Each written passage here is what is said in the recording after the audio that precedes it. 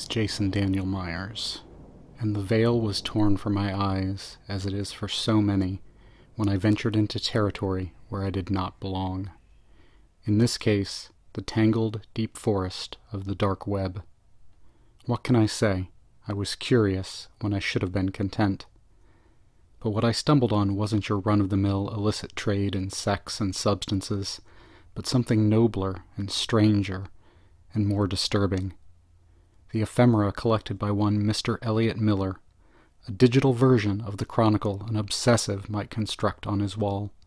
Audio files, artifacts, notes, sketches, photographs, news articles, rumors, and testimonies strung together with the tenuous connective tissue of pushpins and yarn and conjecture.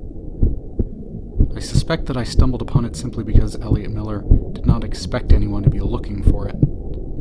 This cachet of information created a disjointed narrative of the darkness pulsing in Elliott Miller's hometown of Canton, Ohio, a town which, though I had lived outside its limits for decades, also happened to be my hometown.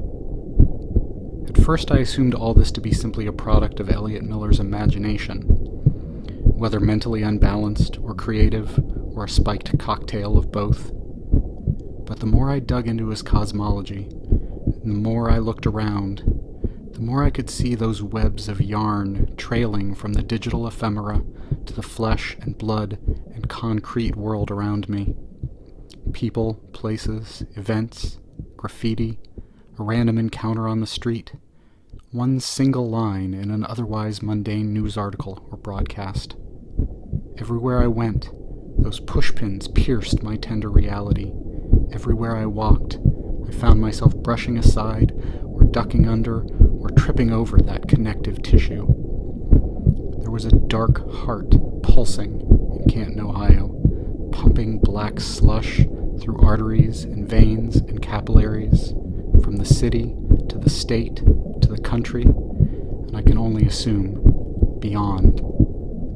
Elliott Miller heard that dead heartbeat, and now so do I, and we are not the only ones.